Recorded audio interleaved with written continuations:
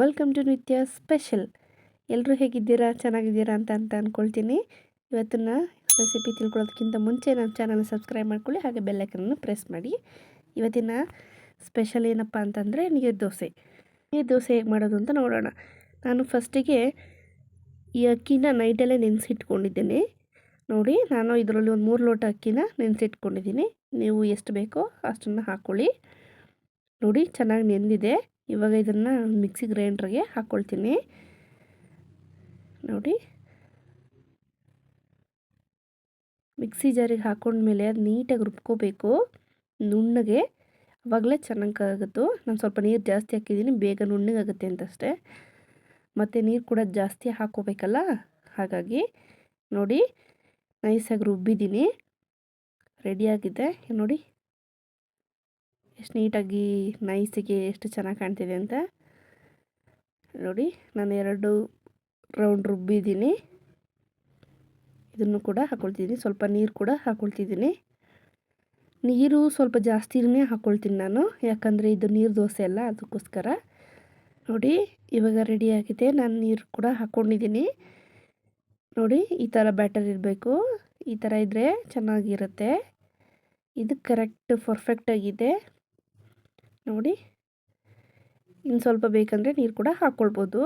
ಇವಾಗ ನಾನು ಚಟ್ನಿ ಮಾಡೋಕ್ಕೆ ಹೇಗೆ ಮಾಡೋದು ಅಂತ ನಿಮಗೆ ತೋರಿಸ್ಕೊಡ್ತೀನಿ. ನೀರು ದೋಸೆಗೆ ಸ್ಪೆಷಲಾಗಿರೋವಂಥದ್ದು ಚಟ್ನಿ ಮಾಡ್ತಿದ್ದೀನಿ.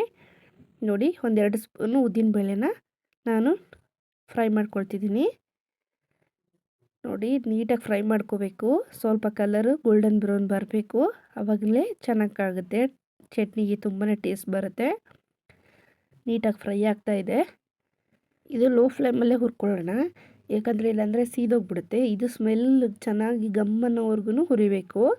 ನೋಡಿ, ಇವಾಗ ಕಲರ್ ಕೂಡ ಚೇಂಜ್ ಆಗಿದೆ, ಸ್ಮೆಲ್ ಕೂಡ ಬರ್ತಾಯಿದೆ, ಗಮ್ ಅಂತ ಇದೆ. ಇವಾಗ ನೋಡಿ, ನೀಟಾಗಿ ಫ್ರೈ ಆಗಿದೆ.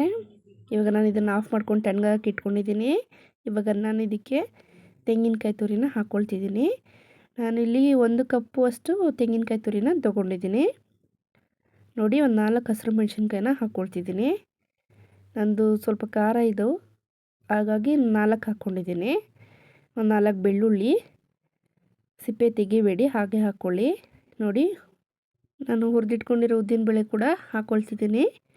ಇವಾಗ ಇದನ್ನು ಸ್ವಲ್ಪ ಪುದೀನ ಸೊಪ್ಪನ್ನ ಹಾಕ್ಕೊಳ್ಳೋಣ. ಪುದೀನ ಸೊಪ್ಪು ಹಾಕಿದ್ರೆ ಫ್ಲೇವರ್ ಕೂಡ ಚೆನ್ನಾಗಿರುತ್ತೆ ಮತ್ತು ಹೆಲ್ತಿಗೂ ತುಂಬ ಒಳ್ಳೆಯದು. ಸ್ವಲ್ಪ ಸಾಲ್ಟ್ ಹಾಕ್ಕೊಳ್ಳೋಣ.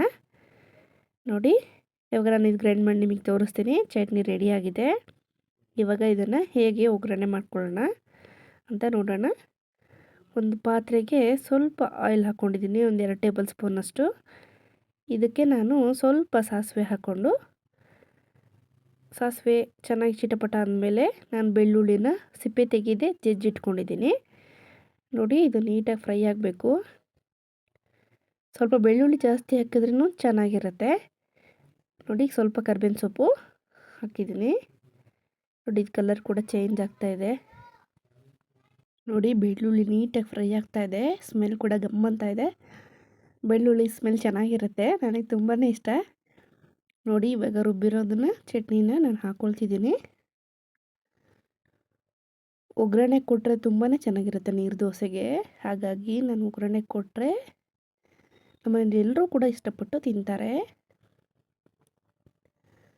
ನೋಡಿ, ನೀರು ದೋಸೆ ಅಷ್ಟೇ ಅಲ್ಲ, ನೀರು ಚಟ್ನಿನೂ ಕೂಡ ಮಾಡ್ತಾಯಿದ್ದೀರ ಇವತ್ತು. ನೋಡಿ, ಈ ಥರ ಆಗಬೇಕು. ಅದು ಸ್ವಲ್ಪ ಚೆನ್ನಾಗಿ ಕುದಿ ಬಂದರೆ ಚಟ್ನಿ ಸ್ವಲ್ಪ ಗಟ್ಟಿಯಾಗುತ್ತೆ. ನೋಡಿ, ಸ್ವಲ್ಪ ಗಟ್ಟಿಯಾಗಿದೆ. ಈ ಥರ ಇದಾದರೆ ಕರೆಕ್ಟಾಗಿ ಆಗಿದೆ ಅಂತ. ನೋಡಿ, ಇವಾಗ ನಾನು ತವ ಇಟ್ಕೊಂಡಿದ್ದೀನಿ. ತವಕ್ಕೆ ಸ್ವಲ್ಪ ಸೈಡಿಗೆ ಮಾತ್ರ ಎಣ್ಣೆ ಹಾಕ್ಕೊಳ್ತಿದ್ದೀನಿ. ನೀರು ದೋಸೆ ಹೇಗೆ ಹಾಕೋದು ಅಂತ ನಾನು ನಿಮಗೆ ತೋರಿಸ್ತೀನಿ.